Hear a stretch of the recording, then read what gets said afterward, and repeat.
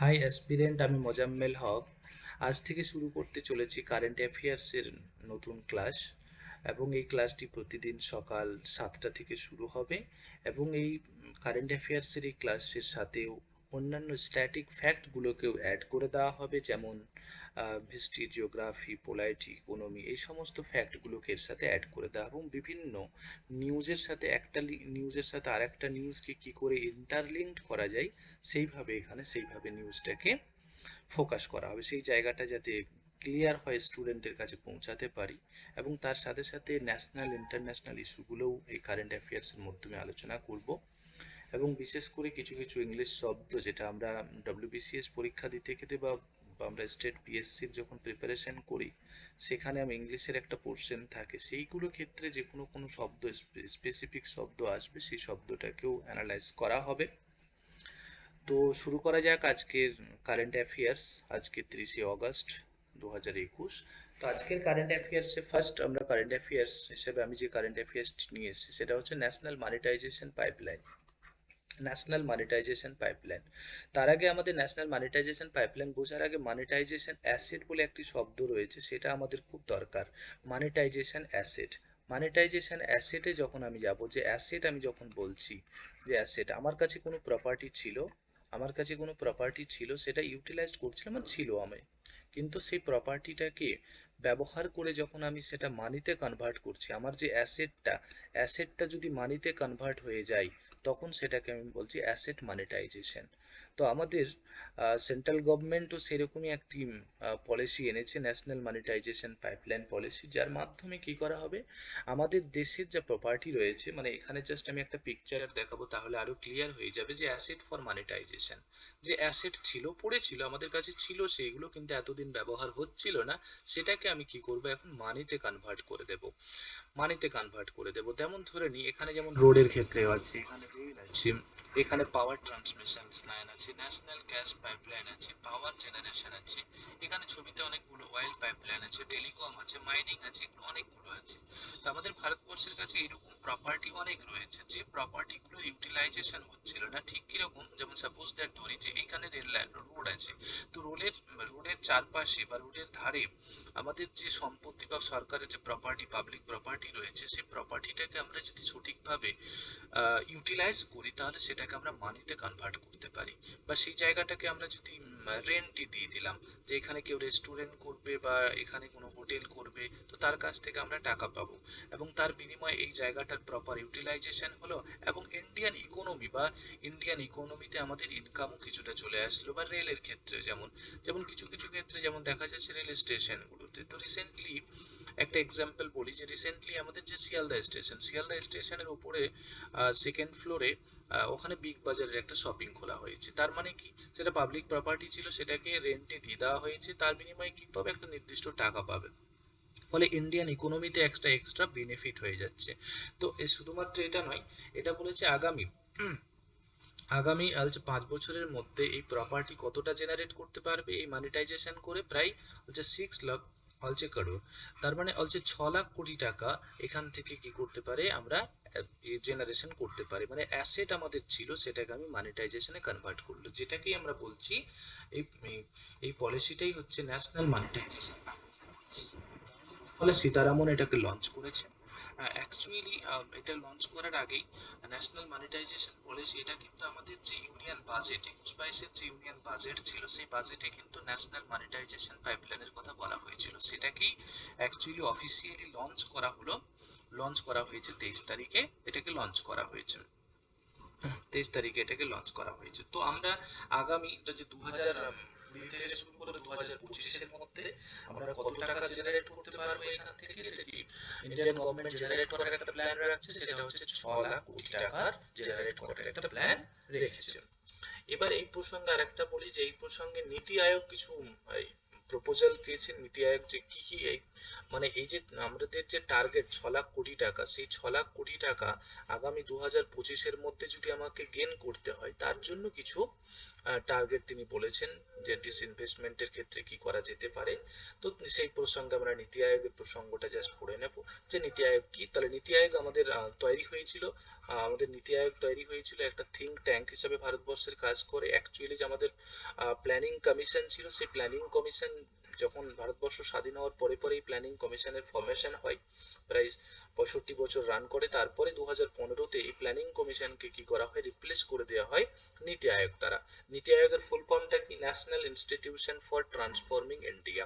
এবং নীতি আয়োগের চেয়ারম্যানকে, নীতি আয়োগের চেয়ারম্যান একজন নরেন্দ্র মোদী, মানে অ্যাকচুয়ালি পিএম এর জায়গায় যে যে আসবে সেই হবে নীতি আয়োগের চেয়ারম্যান। এবং ভাইস চেয়ারম্যান বর্তমানে রয়েছেন ডক্টর রাজীব কুমার। এটা নীতি আয়োগ সম্পর্কিত। তার সঙ্গে এখানে দুটো কথা অ্যাকচুয়ালি নেই, যে ন্যাশনাল মনিটাইজেশন যে পাইপলাইন, এর একটা উদ্দেশ্য, মানে ইকোনমি থেকে যদি আমরা একটা পার্সপেক্টিভ দেখি, ইকোনমিতে দুটো শব্দ ব্যবহার পাবো আমরা ইন্ডিয়ান ইকোনমি যখন পড়বো, একটা গ্রিনফিল্ড প্রজেক্ট আর একটা হচ্ছে ব্রাউনফিল্ড। তো বিশেষ করে আমাদের এখানে এখানে যে 6 লাখ কোটি টাকা আমাদের অ্যাসেট তৈরি করার কথা বলছি, সেই 6 লাখ কোটি টাকা অ্যাসেট কিন্তু আমরা কিসের ক্ষেত্রে বলছি, অ্যাকচুয়ালি ব্রাউনফিল্ড ইনভেস্টমেন্টের মতন। ব্রাউনফিল্ড ইনভেস্টমেন্টটা কি, ব্রাউনফিল্ড ইনভেস্টমেন্ট হচ্ছে যে আমার কাছে কোনো একটা রিসোর্স রয়েছে কিন্তু সেটাকে আমি ব্যবহার করছিলাম না, আমি সেটাকে এবার ব্যবহার করে কি করব, সেখান থেকে আমি মানি আমি টাকা ইনকাম করব, আমি পয়সা ইনকাম করব, তখন সেটাকে আমরা ব্রাউনফিল্ড ইনভেস্টমেন্ট। কিন্তু গ্রিনফিল্ড যখন আমি বলবো, তার মানে আমি নতুন কিছু প্রোডাকশন করছি, নতুন কিছু ম্যানুফ্যাকচারিং করছি, তখন সেটা গ্রিনফিল্ড প্রজেক্ট হয়। কিন্তু আমার কাছে এখানে কিন্তু অ্যাকচুয়ালি প্রিভিয়াস কোনো ফ্যাসিলিটি ছিল না, প্রিভিয়াস আমাদের কাছে এক্সিস্টিং কিছু ছিল না, কমপ্লিটলি নিউ। কিন্তু ব্রাউন ফিল্ডের ক্ষেত্রে আমার কাছে একটা ছিল জিনিসটা, যেমন রাস্তার ধার পড়েছিল, যেমন এই জায়গাগুলো ছিল আমাদের এইখানে যে এক্সাম্পলে দেখতে পাচ্ছি, যতগুলো এক্সাম্পল ইন্ডিয়ান গভর্নমেন্টের এগুলো জায়গাগুলো ছিল, কিন্তু সেগুলো প্রপার ইউটিলাইজেশন হচ্ছিল না। আমরা প্রপার ইউটিলাইজেশন করে, যেমন কি হতে পারে, একটা রেন্ট দিতে পারি সেই জায়গাটাকে, বা কোনো একটা প্রাইভেট বা গভর্নমেন্টের সাথে একটা পার্টনারশিপ শেয়ার করে সেখানে একটা নির্দিষ্ট শেয়ার নিলাম, যে কোনো একটা প্রাইভেট কোম্পানিকে লিজে দিয়ে দিলাম, দিয়ে তারপরে ওখান থেকে আমি কিছুটা শেয়ার নিচ্ছি। তাহলে এটা হচ্ছে এইভাবে আমরা পয়সাটাকে, আমরা এক্সিস্টিং রিসোর্সটাকে কি করতে পারি, ব্যবহার করতে পারি। তারপরে আমি বলেছি অ্যাসেট মানিটাইজেশন কি, তো শুরুতেই আমি বলে দিয়েছিলাম অ্যাসেট মানিটাইজেশন কি জিনিসটা। তাহলে এই হলো ন্যাশনাল মানিটাইজেশন পাইপলাইন। গেল ন্যাশনাল মানিটাইজেশন পাইপলাইন থেকে এটা একটা নিউজ। নেক্সট আমরা নিউজে চলে যাব, সেটা পেন্ট বাই ফার্মার পুলিশ ক্লাসেস। আমাদের এই নিউজটা ইম্পর্টেন্ট ছিল না অ্যাকচুয়ালি, এখান থেকে কয়েকটা নিউজ এর রিলেভেন্ট যে নিউজটা ছিল, যে ফার্মাররা প্রোটেস্ট করছিল, কিসের জন্য প্রোটেস্ট করছিল, যে 2020 সালে 3টা ফার্মস বিলস অ্যাক্ট পাস হয়, এই ফার্মস বিলস অ্যাক্টে পরিণত হয়, তারই প্রতিবাদ করছিল। এবং সেখানে গিয়েই একটা পুলিশের সাথে ক্ল্যাশ হয়, কোথায়, হরিয়ানাতে পুলিশের সাথে ক্লাস হয়, এবং তার রেসপেক্টেই সেখানে কিছু পুলিশ অফিসার এবং তার সাথে যারা প্রোটেস্ট করছিল তাদের মধ্যে আহত হন। তো কিসের জন্য প্রোটেস্ট করছিল, তারা প্রোটেস্ট করছিল 3টা ফার্মস অ্যাক্টের এগেনস্টে। কি কি 3টা ফার্মস অ্যাক্ট, যেটা 2020 সালে পাস করা হয়েছিল? একটা হলো farmers produce trade and commerce, মানে প্রমোশন অ্যান্ড ফ্যাসিলিটেশন অ্যাক্ট 2020, আর second farmers empowerment and protection agreement of price assurance farm services act. আর থার্ড যে অ্যাক্টটা ছিল সেটা হচ্ছে এসেনশিয়াল কমোডিটিস অ্যামেন্ডমেন্ট অ্যাক্ট 2020। এই 3টে অ্যাক্টের অলরেডি বিরোধিতা করতে গিয়েই সেখানে এই প্রবলেমটা দাঁড়ায়। এবং এখানে স্পিচ, এখানে যে স্টেটমেন্টটা দেওয়া হয়েছে, চৌটালা কি, চৌটালা হরিয়ানার ডেপুটি সিএম দুষ্যন্ত চৌটালা, এবং সিএম হচ্ছে মনোহর লাল খট্টার, আর গভর্নর হরিয়ানার গভর্নর বন্দেরু দত্তেরাই। এখানে একটা বলে রাখি যে এটা আর একটা এর সাথে রিলেভেন্ট ইস্যু, সেটা হচ্ছে আমাদের এটা কোন মিনিস্ট্রির আন্ডারে পড়ে থাকে, মানে যখনই আমরা এগ্রিকালচারের কথা বলবো তাহলে সেখানে আমরা অলরেডি এখানে ফুডের যেহেতু ওরিয়েন্টেড রয়েছে, তার ministry of food and processing industry, এখানে এগ্রিকালচার মিনিস্ট্রিটাকেও অ্যাড করা যেতে পারতো, সেটা নরেন্দ্র সিং তোমার। যাই হোক, সেটা অ্যাড করা হয়নি। তারপরে হচ্ছে পশুপতি কুমার, এটা এক নতুন মিনিস্ট্রি, আমাদের কিছুদিন আগেই মিনিস্ট্রিতে চেঞ্জেস হয়েছে, তার মধ্যে আমরা দেখেছি আগে। অ্যাকচুয়ালি এই একটা প্রসঙ্গে আর একটা কথা বলা দরকার, যে এই একটা যখন আনা হয়, সেন্ট্রাল গভর্নমেন্টে যখন আনে এই একটার প্রতিবাদে কিন্তু আমাদের ফুড প্রসেসিং যে মিনিস্ট্রি ছিল তিনি কি করে রিজাইন করেছিলেন। সেই জন্যই আমি অ্যাকচুয়ালি ফুড প্রসেসিং মিনিস্ট্রিটাকে এখানে অ্যাড করেছি, হরসিমরত কৌর বাদল। ছিলেন তখন এতে। তো উনি রিজাইন করে তারপরে মিনিস্ট্রি চেঞ্জেস হয় এবং নতুন নিউলি এই চেঞ্জেস হয়ে পশুপতি কুমার পরশের কাছে হাজিপুর বিহারের তার কনস্টিটিউয়েন্সি এবং ফুড প্রসেসিং মিনিস্ট্রি বর্তমানে রয়েছে। এই প্রসঙ্গে বললাম আমাদের তাহলে একটা নিউজ ছিল আমাদের সেই প্রসঙ্গে যে ফার্মার্সরা প্রোটেস্ট করছিল তার প্রতিবাদে। সেকেন্ড, আমরা থার্ড নিউজ যেটা যাব সেটা হচ্ছে পাম অয়েল। এখানে দেখতে পাচ্ছি যে একটা ছবিতে পাম অয়েল। তো অ্যাকচুয়ালি পাম অয়েলের একটা কাল্টিভেশন সেন্ট্রাল গভর্নমেন্ট একটা প্রপোজাল একটা অ্যাকচুয়ালি রেগুলেশন পাস করেছে, রেজুলেশন পাস করা হয়েছে। সেই রেজুলেশনে বলা হয়েছে যে এত কোটি টাকা খরচ করা হবে। তো তার রেসপেক্টে কথা বলবো যে actually oil palm plan is a recipe for disasters. মানে অয়েল পাম যদি আমরা কাল্টিভেশন করি তাহলে সেটা কিন্তু আমাদের একটা ডিজাস্টার ডেকে আনছে। কিসের ক্ষেত্রে? বায়োডাইভার্সিটির ক্ষেত্রে ডিজাস্টার ডেকে আনছে। তো অ্যাকচুয়ালি একটা মিশন করা হয় এর জন্য, অয়েল পাম এর জন্য the national mission on edible wise, এটা হলো আমাদের মিশনটার নাম, যেটা সেন্ট্রাল গভর্নমেন্ট কিন্তু করছে। এবং কত টাকা এর জন্য খরচা করবে? এই প্ল্যানটাকে এক্সিকিউট করার জন্য সেন্ট্রাল গভর্নমেন্ট 11,040 টাকা খরচা করবে। তার মধ্যে 8,844 কোটি টাকা খরচা করবে কে? Central government. এবং 2,196 কোটি টাকা মানে রাজ্য সরকার খরচ করবে। রাজ্য সরকার কোন রাজ্যগুলো খরচা করবে? বিশেষ করে নর্থ ইস্টে যে নর্থ ইস্ট যে স্টেটগুলো রয়েছে তার সাথে আন্দামান নিকোবর, তারা কিন্তু আমাদের আগামী 5 বছরে এই টাকাটা কি হবে? খরচা হবে নেক্সট 5 ইয়ার্সে। এবং এই স্কিমটা লঞ্চ করা হয় কখন? আত্মনির্ভর ভারতের অ্যাকচুয়ালি পার্ট হিসাবে 15ই আগস্ট, বলছি কদিন আগেই এটা নরেন্দ্র মোদী এটাকে অ্যানাউন্স করেছিলেন। অ্যাকচুয়ালি কোথায় এটাকে করা হবে? নর্থ ইস্ট স্টেটগুলোকে এবং আন্দামান নিকোবর আইল্যান্ডে করা হবে, কাল্টিভেশন করা হবে। এবং এর সম্পর্কে যখন আমি পাম অয়েলের কথা বলবো, পাম অয়েলের সম্পর্কে কয়েকটা পয়েন্ট আমাদের মনে রাখা দরকার। একটা হচ্ছে ইনভেসিভ স্পেসিস একটা ইংলিশ শব্দ। ইনভেসিভ কথাটার অর্থ হচ্ছে আক্রমণাত্মক। Invasive species a biological term actually. Invasive species মানে এমন একটা লিভিং অর্গানিজম, এমন একটা স্পেসিস মানে একটা প্রজাতি বলবো, যে প্রজাতিটি কিন্তু পরিবেশের জন্য ক্ষতিকারক বা অন্য যে লিভিং অর্গানিজম রয়েছে তাদের জন্য ক্ষতিকারক তখন। তো এটা আমরা পাম, যেটা ইনভেসিভ মানে নেটিভ নয়। অ্যাকচুয়ালি মন কথা হচ্ছে নেটিভ নয়, মানে অ্যাকচুয়ালি নর্থ ইস্টে, বা আমি যখন নেটিভ কথাটা বলবো মানে যে জিনিসটা যে জায়গায় হয়, আমি যদি কাশ্মীরে বলি আপেল হয় বা হিমাচলে আপেল হয়, তার মানে আপেল বা ওই আপেলটা হিমাচলের জন্য বা কাশ্মীরের জন্য নেটিভ, মানে সেখানে সেটা প্রোডাকশন হয়। কিন্তু সেই আপেলটা যদি আমি এখানে পশ্চিমবঙ্গে এসে চাষ করি তখন সেটা কিন্তু নেটিভ নয়, তখন সেটা ইনভেসিভ স্পেসিস হয়ে যাবে। কেন? সেখানকার কালচারের সাথেই ম্যাচ করছে না। তো ইনভেসিভ স্পেসিস মানে আক্রমণাত্মক, মানে যেটা অন্যের জন্য হার্মফুল হবে এবং নট এ ন্যাচারাল একটা প্রোডাক্ট নয়। সেখানকার নর্থ ইস্টের ন্যাচারাল প্রোডাক্ট নয়, কিন্তু সেখানে কাল্টিভেশন করা হবে। এবং যদি আমি কাল্টিভেশন করি তাহলে সেখানকার তো ন্যাচারাল প্রোডাক্ট নয়, তার জন্য বায়োডাইভার্সিটির উপর একটা বিশাল ইম্প্যাক্ট পড়বে। কেন? আমার বায়োডাইভার্সিটি হ্যাবিটেট ডিস্ট্রাকশন হবে, বায়োডাইভার্সিটির উপর, জীববৈচিত্র্যের উপর একটা বিশাল বড় প্রভাব পড়বে। এবং এটা সব থেকে বড় কথা হচ্ছে মনোকালচার প্ল্যান্টেশন কি? মনোকালচার প্ল্যান্টেশন কোনো একটা নির্দিষ্ট জমিতে শুধু একটাই ফসল হবে একসাথে। মনোকালচার মানে শুধুমাত্র একটাই জিনিস আমি চাষ করতে পারবো। তো এই একটা প্রবলেম রয়েছে মনোকালচার কাল্টিভেশন, এবং এটা করলে কিন্তু সেখানকার বায়োডাইভার্সিটির ওপর খুব অ্যাডভার্স ইফেক্ট পড়বে। এইরকম বলে বায়োলজিস্টরা, যারা বিশেষ করে পরিবেশবিদ রয়েছে, তারা এই ব্যাপারটা ভাবছেন।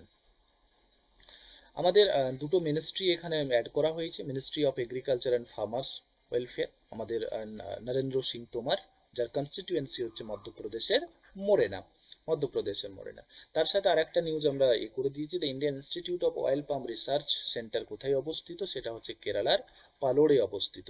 ওকে, কেরালার পালোড়ে অবস্থিত। এবং এই নিউজটার সঙ্গে যে আমি বায়োডাইভার্সিটির উপর একটা অ্যাডভার্স ইফেক্ট পড়বে সেটা আমি বলেছি। বায়োডাইভার্সিটি জিনিসটা কি? বায়োডাইভার্সিটি হচ্ছে যে কোনো একটা নির্দিষ্ট জায়গায় যত সংখ্যক একটা প্রজাতি বসবাস করে সেটা হলো সেই জায়গার বায়োডাইভার্সিটি।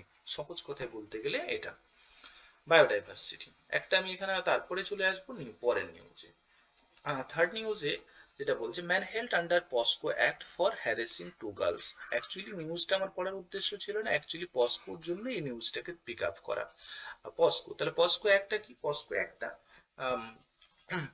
পস্কোর ফুল ফর্মটা প্রথম জানা আমাদের দরকার। পস্কোর ফুল ফর্ম যদি দেখতে যাই তাহলে দেখবো প্রোটেকশন অফ, অলছে P for protection of children, of, O থেকে অফ, অলছে সি থেকে চিলড্রেন, এস থেকে হচ্ছে ফ্রম সেক্সুয়াল, এটা সেক্সুয়াল, ও থেকে অফেন্স। এই অ্যাক্টটি পাস হলো কত? 2012-তে এই অ্যাক্টটি পাস হয়। জাস্ট আমি ফুল ফর্ম মনে রাখবো, আমার টাইম লাইনটা মনে রাখতে হবে আমাকে। এবং এখানে সেকশন 29, এই অ্যাক্টের যে সেকশন রয়েছে সেই সেকশন 29-এ কি বলা হয়েছে? সেই সেকশন 29-এ বলা হয়েছে যখন কোনো একজন ব্যক্তি অলরেডি কি করছে, কমিটিং করছে, একটা সেক্সুয়াল অফেন্স করছে, তখন একজন কাকে করছে? একজন মাইনর, একজন মাইনর বাচ্চাকে করছে। Special court trying the case also shall presume the accuse to be guilty, সেটাকে অলসো কোর্ট কি মনে করে? তাকে গিলটি হিসাবে মনে করে। এবং এটা 2019-এ কি করা হয়? কিছুটা অ্যামেন্ড করা হয়েছিল। তাহলে পস্কো অ্যাক্ট আসলো কখন? 2012-তে পস্কো অ্যাক্ট আসলো। পস্কোর ফুল ফর্ম মনে রাখবো, তারপরে অ্যামেন্ডমেন্ট কখন হলো? অ্যামেন্ডমেন্ট 2019-এ হলো।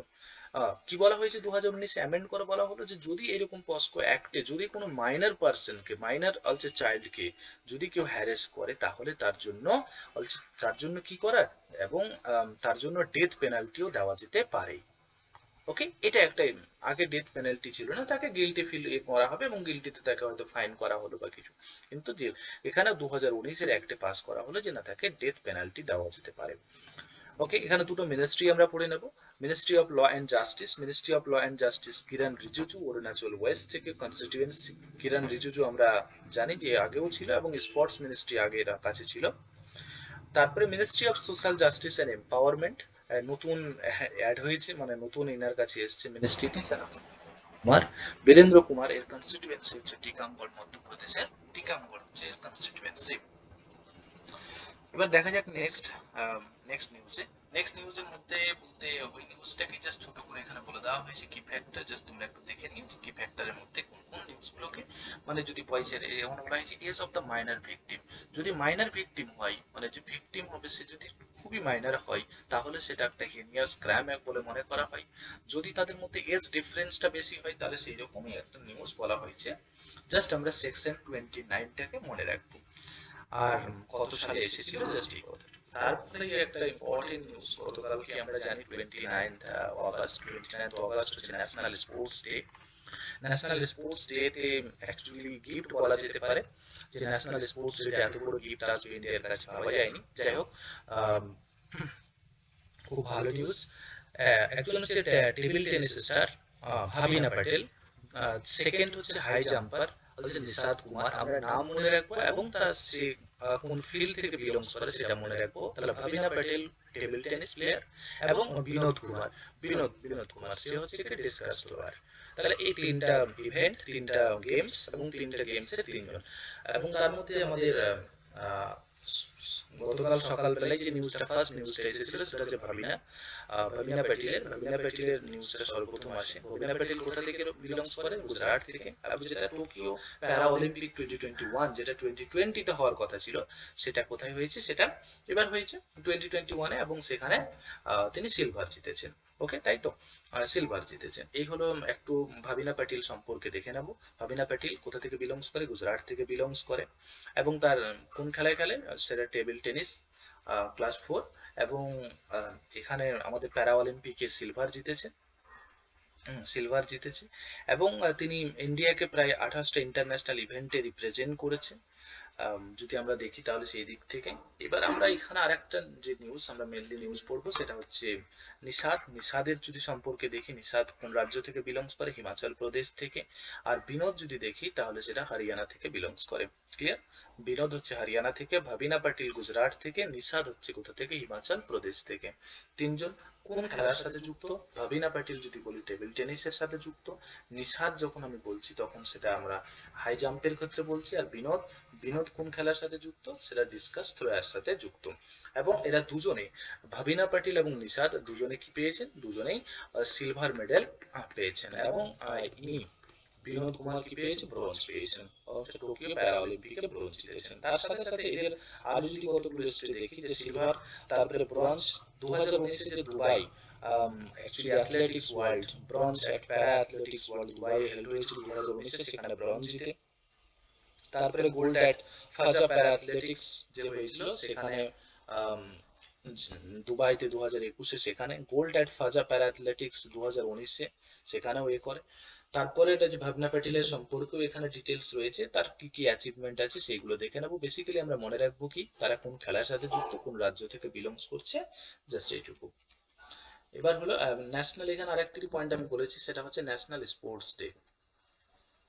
ন্যাশনাল স্পোর্টস ডে, তাহলে ন্যাশনাল স্পোর্টস ডে সম্পর্কে আমাদের জানা উচিত। ন্যাশনাল স্পোর্টস ডে আমি বললাম যে 29 অগাস্ট আমরা কি করি, 29 অগাস্ট সেলিব্রেট করে থাকি। 29 অগাস্ট আমরা কেন ন্যাশনাল ডে হিসাবে, অ্যাকচুয়ালি এটাকে আমরা কমেমোরেট করে থাকি কাকে, একজন বিখ্যাত লেজেন্ডারি পার্সন মেজর ধ্যানচাঁদকে। মেজর ধ্যানচাঁদের বার্থডে অ্যাকচুয়ালি 29 অগাস্ট। সেই জন্য যে এই দিনটাকে আমরা ন্যাশনাল স্পোর্টস ডে হিসেবে সেলিব্রেট করে থাকি। আমরা মেজর ধ্যানচাঁদকে আমরা জানি হকি প্লেয়ার ছিলেন তিনি, এবং তিনি in 3 also Olympic gold medal, এবং 3বার তিনি 1928 সালের যে অলিম্পিক, 1932-এর অলিম্পিক এবং 1936-এর অলিম্পিকে তিনবার তিনি মেডেল জিতেছিলেন। এবং 2012 সালে তাকে অ্যাওয়ার্ডেড করা হয়েছিল জেমস অফ ইন্ডিয়া টাইটেল দিয়ে, জেমস অফ ইন্ডিয়া। তারপরে তার যে স্পোর্টিং লেগাসি সেটাকে দেখে একটা অ্যাওয়ার্ড শুরু করা হয় তার নামে, the Indian life time sporting achievement award, okay, যেটা তার নামে করে দেওয়া হয়েছিল ধ্যানচাঁদ অ্যাওয়ার্ড। এবং বলছে কিছুদিন আগেই আমরা দেখবো যে নরেন্দ্র মোদী অ্যানাউন্স করেছেন যে অ্যাকচুয়ালি রাজীব গান্ধী খেলরত্ন অ্যাওয়ার্ড, আমাদের দেশের সব থেকে স্পোর্টের মধ্যে সব থেকে উচ্চতম একটা অ্যাওয়ার্ড, যেটা কিন্তু এখন মেজর ধ্যানচাঁদ অ্যাওয়ার্ড নামে পরিচিত, সেটাকে রিপ্লেস করে দেওয়া হয়েছে সেই নামটাকে। তার নামে কতগুলো স্টেডিয়াম রয়েছে, যেমন হচ্ছে ধ্যানচাঁদ ন্যাশনাল স্টেডিয়াম 2000 সালে 2002-তে এস্টাবলিশড হয়েছিল, কোথায়, দিল্লিতে এস্টাবলিশড হয়েছে। এবার যেহেতু খেলার সাথে সম্পর্কিত, তাই আমাদের স্পোর্টস মিনিস্ট্রিটাকে অবশ্যই জানা দরকার, সেটা আমরা কিছুক্ষণ আগেই বললাম যে সেটা কিরণ রিজিজুর কাছে রয়েছিল, কিন্তু এখন বর্তমানে সেটা অনুরাগ সিং ঠাকুরের কাছে রয়েছে। অনুরাগ সিং ঠাকুর এর কনস্টিটিউয়েন্সি কি, হামিরপুর হিমাচল প্রদেশ, হামিরপুর হিমাচল প্রদেশ। এই হলো ন্যাশনাল স্পোর্টস ডে। দেখা যাক আরো কতগুলো মেডেল আসে। তারপরে আর একটা নিউজ, সেটা হচ্ছে confederation of India. Confederation of India, just এখানে কয়েকটা রেটিং মনে রাখবো, যে ইন্ডিয়ান যে গ্রোথ ফোরকাস্ট করেছে এরকম একটা রেটিং এর মধ্যে একটা হলো কনফেডারেশন অফ ইন্ডিয়া। তো কনফেডারেশন অফ ইন্ডিয়া একটা নন প্রফিট এবং নন গভর্নমেন্টাল অর্গানাইজেশন, 1895 সালের এস্টাবলিশমেন্ট হয়। অ্যাকচুয়ালি এর উদ্দেশ্যটা যদি দেখি, কনফেডারেশন অফ ইন্ডিয়ান ইন্ডাস্ট্রি, এই সংস্থাটার উদ্দেশ্য হলো যে অ্যাকচুয়ালি ম্যাক্সিমাম লোক যাতে ইন্ডিয়ান ইন্ডাস্ট্রিতে কি করে পার্টিসিপেশন থাকে, ফলে ইন্ডিয়ান ইকোনমির গ্রোথ হয়, জাস্ট এইটুকু। এবং তারা একটা, আমি এই নিউজটা তোলার একটাই উদ্দেশ্য, যে অ্যাকচুয়ালি কনফেডারেশন অফ ইন্ডিয়া সে কি করেছে, ইন্ডিয়ান জিডিপি ফোরকাস্ট করেছে কত, 21-22-এর জন্য 9% হবে। এরকম আরো কিছু সংস্থা আছে যারা ইন্ডিয়ান জিডিপি কে ফোরকাস্ট করেছেন, যে আগামীতে 21-22-এর জন্য জিডিপি কত থাকবে, সেটা বিভিন্ন সংস্থা বিভিন্ন বলেছেন, যেমন 9.5 আরবিআই বলেছে, ফিচ বলেছে এবং আইএমএফ বলেছে 9.5 থাকবে। 10 অলরেডি এশিয়ান ডেভেলপমেন্ট ব্যাংক বলেছে, এবং 8.3 কে বলেছে ওয়ার্ল্ড ব্যাংক, ওকে, ওয়ার্ল্ড ব্যাংক বলেছেন। এবার এর সঙ্গে রিলেটেড নিউজ, আমাদের মিনিস্ট্রি অফ যে ফিনান্স, এটা নির্মলা সীতারামন, এবং তিনি রাজ্যসভা এমপি ফ্রম কর্ণাটকা, এবং তার সাথে সাথে আমাদের আরবিআই এর যে গভর্নর শক্তিকান্ত দাস, তিনি আমাদের 25তম গভর্নর।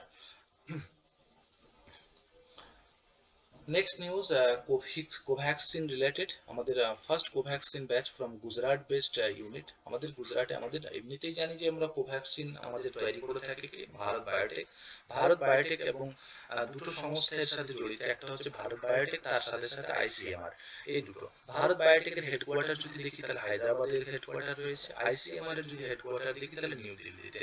এই দুটো সংস্থা বা ভারত বায়োটেক কি করছে, ডেভেলপ করছে এই কোভ্যাক্সিন। এবার এর সাথে আমরা হেলথ মিনিস্টার অবশ্যই কথাটা মনে পড়বে, হেলথ মিনিস্টার এখানে এটাকে করেছেন, অ্যাকচুয়ালি ফার্স্ট ব্যাচটা গুজরাট থেকে তিনি উদ্বোধন করেছেন। এবং হেলথ মিনিস্টার আমাদের বর্তমানে রয়েছে মনসুখ এল মান্ডাভিয়া, এবং তিনি রাজ্যসভা এমপি ফ্রম গুজরাট, গুজরাট থেকে তিনি রাজ্যসভা এমপি, এবং তার সাথে সাথে এখানে আমি আরেকটা মিনিস্ট্রি অ্যাড করেছি, ministry of chemicals and fertiliser. এটাও কিন্তু মনসুখ এল মান্ডাভিয়ার কাছে রয়েছে। এবং এখানে বলা হয়েছে যে 2019-20 2019-20 আমাদের কেমিক্যালস অ্যান্ড ফার্টিলাইজার মিনিস্ট্রিতে যে ইনফ্রাস্ট্রাকচার ডেভেলপড হয়েছে সেটা কি করা হবে, এই ম্যানুফ্যাকচারিং মানে কোভ্যাক্সিন ম্যানুফ্যাকচারিং এর ক্ষেত্রে হেল্প করা হবে। সেই ইন্ডাস্ট্রিও কিন্তু বা সেই মিনিস্ট্রিও কিন্তু সেই ব্যাপারে হেল্প করবে বলে আমি ওই জন্য মিনিস্ট্রিটা এখানে তুলে ধরেছি। নেক্সট আরেকটি নিউজ, এবং এটা লাস্ট নিউজ বলা যেতে পারে আজকের জন্য, সেটা হলো যে এত KG of marijuana worth 20 crores হচ্ছে সিজড। বলছে মারিজুয়ানা, এখানে নিউজটা তুলে ধরার দুটোই কারণ, যে অ্যাকচুয়ালি যে সিজ করেছে সে হচ্ছে এনসিবি, নারকোটিক্স কন্ট্রোল ব্যুরো। এই নারকোটিক কন্ট্রোল যে ব্যুরো, এটা এই নিউজটাকে তুলে ধরার জন্য যে নারকোটিক কন্ট্রোল ব্যুরো এর হেডকোয়ার্টার কোথায়, নিউ দিল্লিতে। এর হেড হচ্ছে বর্তমানে কি রাকেশ আস্থানা, এবং এটা কোন মিনিস্ট্রির আন্ডারে আছে, ministry of home affairs. Ministry of home affairs আমরা জানি অমিত শাহর কাছে রয়েছে, এবং অমিত শাহর কাছে আরেকটা মিনিস্ট্রি কিছুদিন আগে অ্যাড হয়েছে, ministry of cooperation, ministry of cooperation. এবং গুজরাট গান্ধীনগর হচ্ছে গুজরাট গান্ধীনগর এর কনস্টিটিউয়েন্সি। এটা হলো এই নিউজের মেন অংশ। এবার এখানে এই নিউজটা এখানে মারিজুয়ানা বলে, মারিজুয়ানা অ্যাকচুয়ালি যদি আমরা বলি যে ভাং, ভাং খেয়েছি, এটা যে অ্যাকচুয়ালি ড্রাগস। হ্যাঁ, অ্যাকচুয়ালি এটা কি, অ্যাকচুয়ালি ড্রাগস এক রকমের।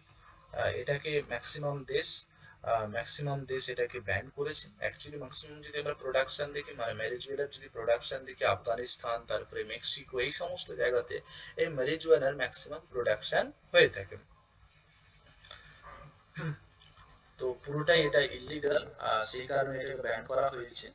এবং এখানে আমরা নারকোটিক্স কন্ট্রোল বোর্ড, এটার জন্যই নিউজটাকে কভার করা হয়েছে। যাই হোক, আমরা আজকে যে নিউজ, কতগুলো নিউজকে তুলে আসার চেষ্টা করেছি, খুব বেশি নিউজ কভার করা হয়নি। মেন মোস্ট ইম্পর্টেন্ট যে নিউজ তার মধ্যে এটা একটা, আমাদের ফার্স্ট নিউজটা এবং ন্যাশনাল স্পোর্টস থেকে যে নিউজটা সেটা, তো ন্যাশনাল মনিটাইজেশন, এই একটা নিউজ, ইম্পর্টেন্ট নিউজ আজকের মতো। এবং আমাদের স্পোর্টস থেকে বিশেষ করে যে প্যারা অলিম্পিকের ইভেন্ট, সেটা খুব ইম্পর্টেন্ট। এবং তার সাথে যে ইভেন্টগুলো, সেগুলোকে বিভিন্ন যে নিউজ ইন্টারলিঙ্ক করার চেষ্টা করা হয়েছে, বিভিন্ন মিনিস্ট্রি যে এর সাথে লিঙ্ক রয়েছে সেই মিনিস্ট্রিকে লিঙ্ক করার চেষ্টা করা হয়েছে। আগামীতে হয়তো আরো ইমপ্রুভমেন্ট হবে, তার জন্য তোমাদের সাপোর্ট চাই। ওকে, আজকে এখানেই রাখলাম।